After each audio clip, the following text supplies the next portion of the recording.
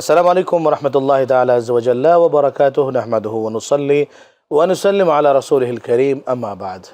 দূরে এবং কাছের, দেশের এবং প্রবাসের যে যেখান থেকে আপনাদের প্রিয় অনুষ্ঠান শাহেনশাহ জিয়াউল হক মাইজভান্ডারি ট্রাস্ট কর্তৃক আয়োজিত রমজানের বিশেষ প্রোগ্রাম আলোকধারা দেখছেন, সকলকে জানাচ্ছি আন্তরিক শুভেচ্ছা এবং মোবারকবাদ। আশা করছি সবাই ভালো আছেন এবং সুস্থ দেহে সুস্থ মনে রোজা পালন করছেন। প্রিয় দর্শক, আজকে প্রত্যেক দিনকার মতো আমরা পবিত্র রমজানুল মুবারকের ভিন্ন একটি বিষয় নিয়ে আলোচনা করব। তার আগে আমরা আজকের এই আলোচনায় আমাদের সাথে যিনি অতিথি হিসেবে রয়েছেন তার সাথে আপনাদের পরিচয় করে দিচ্ছি। চট্টগ্রামের শান্তিনগর জামে মসজিদের সম্মানিত খতিব এবং মাইজভান্ডার শরীফের মাদ্রাসায় গাউসুল আজম মাইজভান্ডারির সম্মানিত প্রভাষক জনাব মাওলানা মোহাম্মদ মুজিবুল হক। আসসালামু আলাইকুম ওয়া রাহমাতুল্লাহি ওয়া বারাকাতুহু। ওয়ালাইকুম আসসালাম ওয়া রাহমাতুল্লাহি ওয়া বারাকাতুহু। মুহতারাম, আমরা প্রত্যেক পর্বে আপনি জানেন ভালো মতো যে আমরা এক একটি বিষয় নিয়ে, রমজানের গুরুত্বপূর্ণ বিষয়গুলো নিয়ে আমরা আলোচনা করে থাকি। আমাদের দর্শকদের মনের যে খোরাক রয়েছে সেটি আমরা প্রদান করার চেষ্টা করে থাকি এবং তাদের প্রশ্নের উত্তরগুলো আমরা দেওয়ার চেষ্টা করি। তো চলুন আমরা দেখে আসি আমরা আজকের এই পর্বে কি বিষয় রাখতে পেরেছি, আমরা দেখে আসি। দোয়া কবুলের মাস রমজান। আমি তোমার খুব কাছে। পবিত্র কোরআনে আল্লাহর এই ঘোষণা রমজান মাসে এক বিশেষ মাত্রা পায়। যখন বান্দা রোজার ক্লান্তিতে নুয়ে পড়ে, পরম করুণাময়কে ডাকে, তখন আরশের অধিপতি স্বয়ং তার ডাকে সাড়া দেন। রমজান হলো সেই সোনালী সুযোগ যখন অনুতপ্ত হৃদয় থেকে বেরিয়ে আসা প্রতিটি কথা আসমানে কবুল হয়। সুফি দর্শনের দোহাই হলো মুমিনের প্রধান অস্ত্র। আমাদের চাওয়া পাওয়া, আক্ষেপ আর আরতিগুলো পেশ করার শ্রেষ্ঠ সময় এই রমজান। নিরাশ হবেন না, কারণ যিনি সৃষ্টি করেছেন তিনি শোনার জন্যই অপেক্ষা করছেন। আসুন দুই হাত তুলি আল্লাহর দরবারে, নিজের জন্যে, দেশের জন্যে, মানবতার জন্যে। প্রিয় দর্শক, আমরা জানতে পারলাম আজকের বিষয় হচ্ছে দোয়া কবুলের মাস রমজান। মোহতারাম, আল্লাহ রাসূল সাল্লাল্লাহু আলাইহি ওয়াসাল্লাম ইরশাদ করেছেন যে কোনো ইবাদত দোয়া কবুল বিনা, অর্থাৎ দোয়া করা ছাড়া সেটি কবুল হয় না আল্লাহ তাআলার কাছে, এবং ইবাদতের মগজ বলা হয়েছে দোয়াকে, আর দোয়া ও মুখুল ইবাদা। তো আজকের এই বিষয়ে সংশ্লিষ্ট যে প্রশ্ন আমরা আপনার কাছে করতে চাচ্ছি তা হচ্ছে, কেন রমজান মাসকে দোয়া কবুলের মাস বলা হয়ে থাকে? আউযু বিল্লাহি মিনাশ শাইতানির রাজিম। বিসমিল্লাহির রহমানির রহিম। মাহে রমজান এটি এমন একটি মাস, এটা অবশ্যই দোয়া কবুলের মাস, যেহেতু আল্লাহ পাক রব্বুল আলামিন 12টি মাসের চেয়ে একটা মাসকে শ্রেষ্ঠ মাস বলে আখ্যায়িত করেছেন, এবং এটা উম্মতে মুহাম্মাদের মাস। এবং এই উম্মতের মাসের মধ্যে দোয়ার যেই আমরা দেখতে পাই, আমরা সবখানেই তো দোয়া। আপনি দেখবেন যে আমাদের মাহে রমজানের একেবারে শুরু থেকে শেষ পর্যন্ত আমরা ইফতার করি, সাহরি করি, এবং এরপরে আমরা যেই কাজগুলো করে থাকি আমরা সকলে মিলে সেই ইফতার বন্টন করে থাকি, এবং আমরা নামাজ, কালাম, জিকির, তাসবিহ সবগুলো দোয়া। এবং আপনি বলেছেন যে দোয়া মুখুল ইবাদা। আসলে সত্যি যে ইবাদতের মগজ হচ্ছে দোয়া, আর দোয়াও হল ইবাদা। আবার দোয়াকে ইবাদত হিসেবেও আল্লাহ রাসূল সাল্লাল্লাহু আলাইহি ওয়াসাল্লাম বলেছেন। এবং কোরআনে পাকের মধ্যে আল্লাহ সুবহানাহু ওয়া তাআলা বলেছেন, ওয়াকাল রাব্বুকুম উদউনি আস্তাজিব লাকুম। আল্লাহ সুবহানাহু ওয়া তাআলা বলেছেন যে তোমার রব তোমাদের বলছে যে তোমরা আমার কাছে দোয়া করো, দয়া চাও, দোয়া চাও। আস্তাজিব লাকুম, আমি তোমাদের সেই দোয়ার সাড়া দিব, আমি তোমাদেরকে মাফ করে দিব। তো আমরা জানি যে আমরা দোয়াটা হচ্ছে একেবারে সব কিছুর বিনিময়ে একটা মূল ইবাদত, এবং আল্লাহ রাসূল সাল্লাল্লাহু আলাইহি ওয়াসাল্লাম সবসময় দোয়া করতেন, এবং দোয়ার মাধ্যমে রাসূল পাক যখন কখনো এমনভাবে দোয়া করতেন, এভাবে হাত উঠিয়ে দোয়া করতেন, ইভেন এমনভাবে হাত ওঠাতেন রাসূল পাকের বগল দেখা যেত। তাহলে আমরা দেখি যে হাত তুলে যে দোয়া করাটার যে বিষয়টা আমরা দেখতে পাই, এটা মাহে রমজানে। এবং মাহে রমজান আপনি দেখবেন যে মাহে রমজানের মধ্যে একটা দোয়া বলেন, কোনো মানুষকে কোনো কিছু সেহরি বিতরণ করা, কোনো মানুষকে যদি আমরা সহযোগিতা করা, দান সৎকার করা, এগুলো সব কিছু দোয়ার মধ্যেই কিন্তু পড়ে। তো দোয়া কবুলের মাস, এই জন্য রাসূল আকরাম সাল্লাল্লাহু আলাইহি ওয়াসাল্লাম হাদিসে পাক যদি আমরা দেখতে পাই, নবীজি বলেছেন যে সালাসু হাক্কু আলাল্লাহ ইল্লা ইউরাদ্দু দাওয়াতুস সাইম হাত্তা ইফতার। এখানে বলা হচ্ছে 3 ব্যক্তির দোয়া আল্লাহ সুবহানাহু ওয়া তাআলা প্রত্যাখ্যান করেন না, সেটা হচ্ছে রোজাদার ইফতার না করা পর্যন্ত। তারপর আপনি জানেন রাসূল সাল্লাল্লাহু আলাইহি ওয়াসাল্লাম বলেছেন যে মুসলমানদের জন্য 2টি খুশখবরি, একটা হচ্ছে ইফতার করার সময় আনন্দ লাগে, খুশি লাগে, আর নেক্সটটা হচ্ছে কোথায়, পরকালে আল্লাহর সাথে দিদার নসিব ও সায়েম, যারা রোজাদার ব্যক্তি যারা আছেন। তাহলে আমরা দেখি যে রাসূল পাকের এই হাদিসে পাক যেখানে দোয়া প্রত্যাখ্যান করবে, রোজাদার ব্যক্তি ইফতার না করা পর্যন্ত তার দোয়া চলতেই থাকবে, স্পষ্ট হাদিস। আরেকটি যেটা আছে, মজলুম নিজে প্রতিশোধ না নেওয়া পর্যন্ত তার দোয়া প্রত্যাখ্যান করা হবে না, অর্থাৎ তার দোয়া কবুল করা হবে। মুসাফির ঘরে ফিরে না আসা পর্যন্ত আল্লাহ রাসূল সাল্লাল্লাহু আলাইহি ওয়াসাল্লাম বলেছেন তার দোয়া কবুল হতে থাকবে। তার মানে ইফতারের কথা, একেবারে সোয়াইমের কথা স্পষ্ট হাদিসে পাকের মধ্যে এসেছে। অবশ্যই রমজান মাস দোয়া কবুলের মাস, এবং এই দোয়ার মাধ্যমে আমরা তাহাজ্জুদ নামাজ পড়ে থাকি, নফল ইবাদত করতে থাকে, করোনা পাকের তেলাওয়াত করতে থাকে, এবং আপনার এক অপর জন্য মা বাবার জন্য দোয়া করে থাকে। আসলে এই যে দোয়াটা হচ্ছে মূল ইবাদতের মগজ, এবং এই দোয়ার মাধ্যমে আসলে একজন মানুষের সব কিছু পরিবর্তন হওয়া যায় যদি আমরা খালেস নিয়তে, একাগ্র চিত্তে, একেবারে আল্লাহ পাকেরকে জেনে শুনে, রসুল পাককে, আল্লাহ পাকে হাজির নাজির জেনে যদি আমরা দোয়া করতে থাকি, এই দোয়া আল্লাহর দরবার অবশ্যই কবুল হবে। সব এই দোয়া কবুল হওয়ার জন্য যেটা সবচেয়ে একটা বিশ্বাসটা থাকতে হবে, আল্লাহর প্রতি বিশ্বাস, রসুল পাকের প্রতি বিশ্বাস। এই বিশ্বাস করে আল্লাহর পাককে দোয়া করতে হবে। একটা জিনিস আমি আপনার কাছে জানতে চাইবো, তা হচ্ছে যে রমজান মাসে শুধু নয়, বিভিন্ন সময়ে, রমজান মাসের ভিতরে এবং বাইরে বিভিন্ন সময় রয়েছে দোয়া কবুলের। তো রমজানের ভিতরে কোন কোন সময়গুলো, অর্থাৎ সিক্রেট, যেগুলো মানুষ জানে না, আল্লাহ রসুল বলে দিয়ে গিয়েছেন, অথচ সেই সময়গুলো আপনি একটু বলবেন যে দোয়া কবুল হয় ওই সময়টাতে? এটা হচ্ছে রসুল সাল্লাল্লাহু আলাইহি ওয়াসাল্লাম তো বলেছেন ইফতারের সময়, যে ইফতারের সময় যখন আমরা খাবার নিয়ে তাকে, আমাদের ইফতার সামগ্রী আমাদের সামনে থাকে, তখন আল্লাহ পাক রব্বুল আলামিন খুব গর্ব করে বলেন, দেখো আমার বান্দা যারা আছে তারা কিন্তু তাদের খাবার সামনে আছে, নানা আইটেম ইফতার সামগ্রী সামনে আছে, কিন্তু তারা খাবার গ্রহণ করছে না একটি মাত্র কারণ, আর সেটা হচ্ছে আল্লাহর ভয়, খৌফ ইলাহি। আল্লাহ দেখছেন আল্লাহর অর্ডার, আল্লাহর হুকুম যে মানার ক্ষেত্রে তার আমার বান্দারা কতটুকু আন্তরিক, তোমরা সেটা দেখো। এটা দেখার পরে এটা আমরা অবশ্যই বুঝতে পারি যে ওই টাইমটাতে তখন আল্লাহ রাসূল সাল্লাল্লাহু আলাইহি ওয়াসাল্লাম বলেছেন, যদি কেউ ইফতার সামনে নিয়ে যখন যে কেউ আল্লাহ দরবার যে কোনো বিষয় নিয়ে আল্লাহ দরবার ফরিয়াদ করলে আল্লাহ তৎক্ষণাৎ তার দোয়া কবুল করে নেয়। এবং আরেকটা যে আমরা কিয়ামুল লাইল, রাত্রি জাগরণ ইবাদতের যে বিষয়টা আছে, আমরা কিয়ামুল লাইলটা তাহাজ্জুদের নামাজের যেই সময় আমরা আদায় করে থাকি, একেবারে সাহারির পূর্বে সে সময়টাতে অত্যন্ত গুরুত্বপূর্ণ, এবং আটার খুলুসি একেবারে নির্জন নির্ভেজালভাবে আল্লাহকে যদি আপনি ডাকতে চান, ওই সময়টার মধ্যে কেউ দেখবে না, আপনি একেবারে নির্জন অবস্থায় থেকে কেউ না দেখে মতো আল্লাহর দরবার কান্নাকাটি করবেন, আল্লাহর কাছে দোয়া করবেন, এবং এই দোয়ার মাধ্যমে এই সময়গুলো হচ্ছে সবচেয়ে। এরপর আমরা সুবহ সাদিকের টাইম যেটা আমরা দেখতে পাই, যার ফজর নামাজের যেই সুবর্ণ যে সুযোগটা আমরা দেখতে পাই, আমরা দেখি যে আসলে এই 2-3টা সময় বেশি বেশি আল্লাহ দরবার দোয়া কবুল হয়। এবং আসরের পরে, বাদে আসর, এই যে একটু আগে আমরা, এটা তো যে কোনো সময়, যে কোনো বাদ আসরের টাইমের মধ্যে কিন্তু আল্লাহর দরবারে ফরিক আল্লাহ পাক রব্বুল আলামিন দোয়া কবুল করে নেন।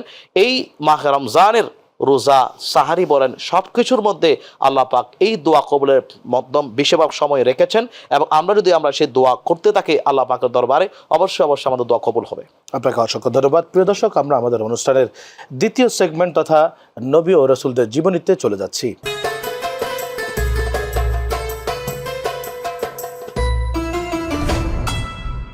আজকে নবী এবং রাসূলদের জীবনী এই পর্বে আমরা নিয়ে আসছি হযরতে ইসহাক আলাইহিস সালাম, তার জীবনী। আপনি আমাদেরকে হযরত ইসহাক আলাইহিস সালাম সম্পর্কে কিছু বলবেন। হযরতে ইসহাক আলাইহিস সালাম আমার একজন নবী, যিনি হযরতে ইব্রাহিম আলাইহিস সালামের পুত্র, এবং যার আম্মাজান হচ্ছে হযরতে সারা রাদিয়াল্লাহু তাআলা আনহা। আমরা দেখি যে সারা রাদিয়াল্লাহু তাআলা আনহা যখন ওনার 100 বছর পূর্ণ হলো, তখন উনি বারবার আল্লাহর দরবারে বলছেন, ইয়া বারি তাআলা আমাকে একটা সন্তান দান করুন। এটা বলার পরে তখন আল্লাহ পাক রব্বুল আলামিন তখন তার এই আরজুটা আল্লাহ পাক কবুল করে নিয়েছেন। আমরা জানি যে স্বাভাবিকভাবে 100 বছর পূর্ণ হলে ওই অবস্থার মধ্যে কোনো নারীর আসলে সন্তান জন্ম দেওয়ার মতো সেই ক্ষমতা রাখেন না, বা সেই ক্যাপাবিলিটি ওনারা রাখেন না, অক্ষম সেই জায়গাটার মধ্যে। তো আল্লাহ পাক রব্বুল সুবহানাল্লাহ, তো উনি কুদরতুর রাহিম, রহমুর রাহিম, উনি তো আসলে সব কিছু সম্ভব ওনার জন্য, এবং সব কুদরতি বহিঃপ্রকাশগুলো আল্লাহ পাকের কাছে সম্ভব। এই জন্য আল্লাহ পাক রব্বুল আলামিন হযরত ইব্রাহিম খলিলুল্লাহকে সন্তান লাভের সুসংবাদ দেওয়ার জন্য আল্লাহর কাছে, তার কাছে কিছু কতিপয় ফেরেশতা এসেছেন। তো ওই ফেরেশতা যখন আসছেন, উনি তো মেহমান নামাজি বেশি করতেন, এবং সবাইকে নিয়ে একসাথে খাবার গ্রহণ করতেন। যখন এই ফেরেশতারা আসলে মানবের আকৃতি ধারণ করে এসেছিল, তো ইব্রাহিম খলিলুল্লাহ মনে করেছিল প্রতিদিনের মতো মেহমান ওনারও আসছেন, আমি মেহমানদারি করব। তো ওনারা সামনে বসলেন, ওই যে ভুনা গোস্তাগুলো ওনাকে যখন খাবার দেওয়া হয়েছিল, ওনারা খাবার গ্রহণ করছে না, তখন বলছেন, আমরা আল্লাহর পক্ষ থেকে আসছি আপনাকে সুসংবাদ দেওয়ার জন্য, আল্লাহর পক্ষ থেকে ফেরেশতা এসেছি সুসংবাদ দেওয়া, আল্লাহ পাক আমাদেরকে পাঠিয়েছেন, সুতরাং আপনি অত্যন্ত ভাগ্যবান। এবং হযরতে সারা রাদিয়াল্লাহু তাআলা আনহাকে যখন এই সুসংবাদ দিচ্ছেন, তখন সারা রাদিয়াল্লাহু তাআলা আনহা কিন্তু সাথে সাথে একটা মুচকি হেসে যায়। যেমন ইসহাক, এই নামটা হচ্ছে ইসহাক, এটা হচ্ছে ইবরানি শব্দ, যেটা হচ্ছে এটি ইসহাকের নামকরণ করা হয়েছে। ব্যাখ্যার মধ্যে এসেছে, যেহেতু ইয়াদহাকা তিনি হেসেছেন, বা ইয়াদহাকা সে হেসেছে, তুমি হাসবা, এই একটা শব্দ হাসার কারণে, যেহেতু এই ফেরেশতারা যখন ইব্রাহিম খলিলুল্লাহকে যখন এই সুসংবাদ দিচ্ছিলেন, তখন এইটা হযরত সারা রাদিয়াল্লাহু তাআলা শুনেছেন। শোনার কারণে আল্লাহর এই কুদরতি বহিঃপ্রকাশ যখন শুনছেন, উনি মুচকি হেসে দিয়েছেন, তার জবান থেকে একটা হাসি বের হওয়ার কারণে তখন আল্লাহ পাকের কাছে বড় পছন্দ হয়ে গেল। এই নামকরণ অনুসারে যেহেতু উনি হেসেছেন, ইসহাককে ইসহাক এই নামে নামকরণ করেছেন। এবার আপনি জানেন যে হযরতে ইসহাক রাদিয়াল্লাহু তাআলা আন যখন ওনার বয়সটা ছিল একেবারে 90, কারো কারো মতামতে 99 বছর ছিল, যে এটা আল্লাহ পাকের কোরআন, ওয়ালাকাদ জাআত রুসুলুনা ইব্রাহিম বিল বুশরা ক্বালু সালামা। যখন হযরতে ইব্রাহিম আলাইহিস সালামকে যখন তারা ফেরেশতারা আল্লাহর পক্ষ থেকে এসেছে কোরআন পাকের দ্বারা, এবং তারা সালাম দিয়েছে, এবং এই সুসংবাদটা জানার মাধ্যমে তারা এইভাবে হযরতে ইসহাক আলাইহিস সালামকে সেলিব্রেট করেছেন তার আগমনকে। এবং আপনি জানেন যে হযরতে ইসহাক আলাইহিস সালাম মৃত্যু ওফাত কখন সেটা আমরা দেখতে পাই। ইসহাক আলাইহিস সালামের হযরত ইয়াকুব আলাইহিস সালামের পিতা ইসহাক আলাইহিস সালামের নিকট আগমন করেন এবং তার নিকট অবস্থান করে হাবরুন নামক কোরআনে যেটা অবস্থিত এই জায়গাটার মধ্যে অবস্থান করেন। সর্বশেষ আমরা যে তথ্য দেখতে পাই, ইব্রাহিম আলাইহিস সালামের বসবাস করার মাধ্যমে ইসহাক আলাইহিস সালাম অসুস্থ হয়ে পড়লেন, মৃত্যু বরণ করেছেন 180 বছর বয়সে। এই 180 বছর বয়সে তিনি হায়াত পেয়েছেন, এ মৃত্যুবরণ করেছেন। তার 2 সন্তান আইস এবং ইয়াকুব, তাকে তার পিতা হযরত ইব্রাহিম আলাইহিস সালামের পাশে কবরস্থানে দাফন করা হয়। এবং আমরা এইভাবে বুঝতে পারি যে হযরত ঈসা আলাইহিস সালাম এমন একজন জলিল কদর নবী, যার বংশ থেকে 1000 নবীর আগমন ঘটেছিলেন। সুবহানাল্লাহ। এবং ওনাকে সিরিয়ার নবী বলা হয়, ইসহাক আলাইহিস সালাম। এবং বনি ইসরাইলের যে ইসরাইল শব্দটা, এটা কিন্তু ইসহাক আলাইহিস সালামের একটা সিনোনিম, অর্থাৎ ইব্রানি ভাষায় ইসরাইল বলা হতো তাকে। জি জি জি। আমরা দেখতে পাই আসলে তার বংশধারার মধ্যে অসংখ্য নবীরা এসেছেন, যারা যুগে যুগে আল্লাহর ওয়াহাদিয়াতে প্রচার করেছেন, মানবকে হেদায়েতের পথে এনেছেন। এই হেদায়েতের মাধ্যমে আমরা দেখি যে একজন গাইড লাইন পেয়ার মাধ্যমে আমরা অসংখ্য নবীদের এই আত্মজীবনে দেখতে পাই, যাদের পুরো বায়োগ্রাফিটা হচ্ছে আল্লাহ এবং রসুলের জন্য এবং আল্লাহ পাকের জন্য নিবেদিত। আপনাকে অসংখ্য ধন্যবাদ। প্রিয় দর্শক, আমাদের আজকের অনুষ্ঠানের তৃতীয় সেগমেন্ট তথা রমজান জিজ্ঞাসায় আমরা চলে যাচ্ছি।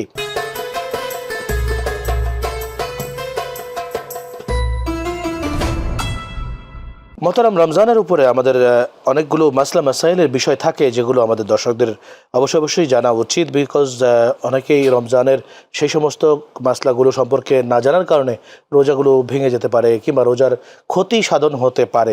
তো আজকে আপনার কাছে প্রশ্ন রাখবো যে রোজা ভঙ্গের কারণসমূহ এবং কি কারণে রোজা কাজা এবং কাফারা উভয় ওয়াজিব হয়, এবং কি কারণে শুধু কাজা ওয়াজিব হয়। জি, আমরা দেখতে পাই যে যেহেতু মাহে রমজান এটি একটি রোজার বিধান আল্লাহ পাক দিয়েছেন, কিন্তু ইসলাম এমন একটি ধর্ম যে ধর্মের অপশন আছে, বিকল্প ব্যবস্থা আছে, জটিল নয়, নট কমপ্লেক্স। এটা হচ্ছে একেবারে ইজি একটা আল্লাহ পাক সহজভাবে আল্লাহ পাক এটা দিয়েছেন। যদি আমরা যেসব কারণে রোজা ভঙ্গ হয়ে যায় এবং কাজা এবং কাফারা উভয়টা ওয়াজিব হয়ে যায়, আমরা রমজান মাসের ফরজ রোজার নিয়ত করে রাখার পর বিনা প্রয়োজনে ইচ্ছা করে যদি কেউ পানাহার করে এবং স্ত্রী সহবাস করে যদি এটা করে থাকে, তাহলে তার কাছে অবশ্যই কাজা এবং কাফারা উভয়টা আদায় করতে হবে। এখন আমরা কাজা বলতে নামাজের কাজ আমরা বলে থাকি, যে আমি যদি একটা নামাজ আদায় করতে না পারি তাহলে সেই নামাজের কাজা আদায় করতে হবে। কিন্তু রোজার ক্ষেত্রে আমরা এটি দেখতে পাই, একটা রোজা আদায় করতে না পারলে তার কাজা রোজা আদায় করতে হবে। তবে এখান থেকে আরেকটা বিষয় হচ্ছে, যেটা কাফারার কথা রয়েছে, সেই কাফারার বিধানটা হচ্ছে ফিকি মাসালার মধ্যে এসেছে। প্রথম নম্বর যে সত্যটা হচ্ছে একজন গোলাম বা বাদী আজাদ করা। কিন্তু আমরা দেখি যে বর্তমান সময়ে সেই গোলাম বা বাদীর কোনো প্রচলিত নিয়ম নেই। দ্বিতীয় অপশন যেটা রেখেছেন, যদি তা সম্ভবপর না হলে লাগাতার মাঝখানে ভঙ্গ করা ছাড়া রমজানের একটি রোজার বদলে অন্য সময়ে 60টা রোজা রাখতে হবে। তাহলে কত বড়! আমি একটা রোজা যদি মিস করি ফরজ রোজা ইচ্ছাকৃতভাবে, তাহলে এটার বিনিময়ে 60টা রোজা রাখতে হবে। শুধু এই 60টা রোজা লাগাতার হতে হবে। আপনি দেখতে পারেন 60টা রোজা লাগাতার অত্যন্ত কষ্টকর হয়ে যায়। এবং যদি কেউ কোনো পুরুষ, এক্ষেত্রে যদি কেউ মহিলা হোক, যদি মাঝখান থেকে একটা ছুটে যায়, আবার শুরু থেকে সিরিয়ালভাবে 60টা রোজা রাখতে হবে। তবে আমাদের এই পুনরায় শুরু করার ক্ষেত্রে মা বোনদের একটা মাসালা জানা নেওয়া উচিত। আপনারা জানেন যে মা বোন অসুস্থ অবস্থায় থাকেন, যদি অসুস্থ অবস্থায় থাকে তাহলে ওটার জন্য দর্তব্য হবে না, ওখান থেকে নেওয়া যাবে।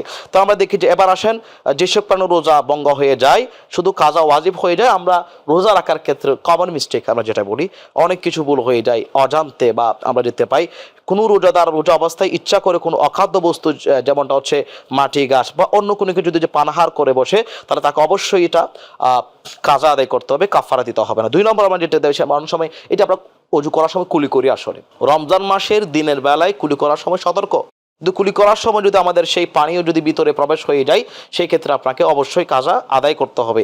এরপর আমরা যদি আপনাকে কেউ জবরদস্তি করতেছে যে আমি তোমাকে এখন শুট করবো, এখন মেরে ফেলবো, যে তুমি যদি এটা রোজা, আপনি জানেন যে আবার কিছু ভঙ্গ না করি আর কি, কিছু যদি। কিছু জায়গায় কিন্তু এরকম ঘটনা ঘটে, খাচ্ছে। বিজ্ঞ সঞ্চালক মহোদয় তাদেরকে গভর্নমেন্ট কর্তৃক কিন্তু বাধ্য করা হয় যে তুমি মুসলমান রোজা রাখতে পারবে না। এটা আমাদের দেশে না, এটা অন্য অন্য কোনো রাষ্ট্রে, কিন্তু আমাদের দেশে নয়, মুসলিম দেশগুলোতে। এটা আমরা দেখতে পাই। সেক্ষেত্রে কিন্তু এটা কাজা রোজাতে করতে হবে। এরপর যদি স্ত্রী সহবাস করলে, যদি ইচ্ছাকৃত বাধ্য হয়ে, এরপর আমরা দেখি নিদ্রা অবস্থায় রোজাদারকে কেউ কোনো অখাদ্য বস্তু আহার করলে, তবে শর্ত হলো হচ্ছে এটা জাগ্রত হওয়ার পর রোজাদার এই ব্যাপারে ওয়াকিফাল নয়, এই ক্ষেত্রে আমরা কাজাটা আদায় করতে হবে। অনেক সময় আমরা সাহারি খাওয়ার সময় আর কি, আবার ইফতার করার সময় অনেক সময় দেখবেন যে আমার সাহারির সময় অনেক আছে মনে করে আমরা অনেক সময় খাবার খেতে থাকি, কিন্তু আমি পরবর্তীতে জানলাম যে আসলে সেটা টাইম আমার অনেক আগেই শেষ হয়ে গিয়েছে, যার কারণে বিজ্ঞ সঞ্চালক আমরা এই জায়গায় আরেকটা জিনিস দেখতে পাই, আমরা টাইম ম্যানেজমেন্টটা করতে পারি না। আমরা দেখতে যাই হয়তো শহরে, বন্দরে, গ্রামে গঞ্জে অনেক মানুষ আছে যারা কিন্তু আজানের অপেক্ষায় থাকে, কিন্তু আজানের যেই উচ্চারণটা করা হয় এটা কিন্তু সাহারির শেষ সময় নয়, সাহারির শেষ সময় হচ্ছে এর আগে থেকে আপনাকে বন্ধ করতে হবে। কিন্তু আমরা আজানরত অবস্থায় অনেক মুসলমানকে আমরা দেখতে পাই যে তারা খাবার গ্রহণ করতে থাকে আজান শেষ না হওয়া পর্যন্ত, এটা কিন্তু ওনাদের রোজাটা হবে না, এটা একটা বিষয়। আরেকটা হচ্ছে সবাই আছে মনে করে খেতে থাকলে পরে আমি জানতে পারলাম আসলে সেই সময়টা নাই, এটা একটা ব্যাখ্যা, তাহলে আপনাকে ওই রোজা কাজা করতেই হবে। এরপর ইফতারের যে সময়টা যদি আমরা করতে পারি, যে ইফতারের সময় আসলে হয় নাই এখনো, কিন্তু আমরা হয়েছে বলে মনে করুন কোনো একটা আওয়াজ আসলো আমার কাছ থেকে, যে কোনো একটা আজানের আওয়াজ বা কোনো একটা টুনের আওয়াজ যদি আসে, আমি মনে করলাম যে না ইফতারের টাইম হয়ে গেল, কিন্তু এই ইফতারে এখনো 5 মিনিট বাকি আছে বা 10 মিনিট বাকি আছে, তো সেই ক্ষেত্রে আমরা সেই রোজাটা ভেঙে যাবে। এই জন্য আপনাকে না ভেঙে পরবর্তীতে আপনি কাজা আদায় করতে পারবেন। এক্ষেত্রে একটা বিষয় আমাদের সতর্ক থাকতে হবে, অনেকে মোবাইলে আজানের রিংটোন দিয়ে রাখেন, সেক্ষেত্রে তার একটা কল আসলো, আজান বেজে উঠলো, আরেকজন রোজাদার তিনি ইফতারের সময় হয়েছে এটা মনে করে তিনি পানাহার করে ফেললেন, সেজন্য কিন্তু সেই ব্যক্তি দায়ী থাকবেন, সেক্ষেত্রে অত্যন্ত সাবধানতা অবলম্বন করতে হবে। জি, যে আমরা অনেক সময় দেখি যে এই মাসালার ক্ষেত্রে অনেক সময় তেল জাতীয় খাবার মুখ ভর্তি বমি চলে আসে, এটা আবার গিলে ফেলে, সেক্ষেত্রে আমরা দেখি যে মানুষটা তার এই অবস্থা হবে, কারণ এটা আমরা জার্নি করার সময়, ভ্রমণ করার সময় এটা আমরা দেখতে পাই। সেক্ষেত্রে অনেকে যাত্রী আসে বমি করে দেয়, সেক্ষেত্রে তার রোজাটা দিনের বেলায় ভেঙে যাবে। এভাবে আমরা রাত মনে করে আমরা সন্ধ্যা মনে পর্যন্ত আমরা এইভাবে অনেক আসলে রোজা ভঙ্গের কারণ আছে। আমরা যদি চিন্তা করি যে ভুলক্রমে আহার করায় রোজা নষ্ট হয়েছে। একটা বিষয় আমি আপনার মাধ্যমে বলে দিব, সেটা হচ্ছে যে কারণে রোজা ভাঙুক কিংবা ইচ্ছাই হোক অনিচ্ছাই হোক, তার সারাটা দিন কিন্তু সে আবার খাবার দাবার খেয়ে একদম আনন্দ ফুর্তি কাটাবে, বিষয় কিন্তু এ না, তাকে ওই ইফতারের সময় পর্যন্ত অপেক্ষা করতে হবে, ইফতারের পরে সে যে খাওয়া দাওয়া করবে রোজার সম্মানার্থে। আপনাকে অসংখ্য ধন্যবাদ। মোহতারাম, আপনি জানেন যে আমাদের অনলাইন বেসড যে পেজ রয়েছে তথা ফেসবুকে যে পেজ রয়েছে, সেই পেজ তথা শাহনশাহ জিয়াউল হক মাইজভান্ডারি ট্রাস্ট এই নামে এই পেজটা কিন্তু অনেক মানুষ দেখে, ফলো আপ করে থাকে, এবং এই পেজে কিন্তু আমাদের এই প্রত্যেকটা অনুষ্ঠানের পর্বগুলো সেখানে আপলোড করা হয়ে থাকে। সেখানে এই পর্ব দেখে অনেক মানুষ অনেক প্রশ্ন করে থাকেন, লাইক দিয়ে থাকেন, কমেন্ট করে থাকেন। তো তাদের কমেন্টগুলো থেকে আজকে আমরা একটা কমেন্ট বাছাই করব এবং সেই কমেন্টের উত্তর আমরা দেওয়ার চেষ্টা করব। প্রিয় দর্শক, আমরা চলে যাচ্ছি আমাদের আজকের পর্বের বিশেষ সেগমেন্ট তথা রুহের আয়নায়।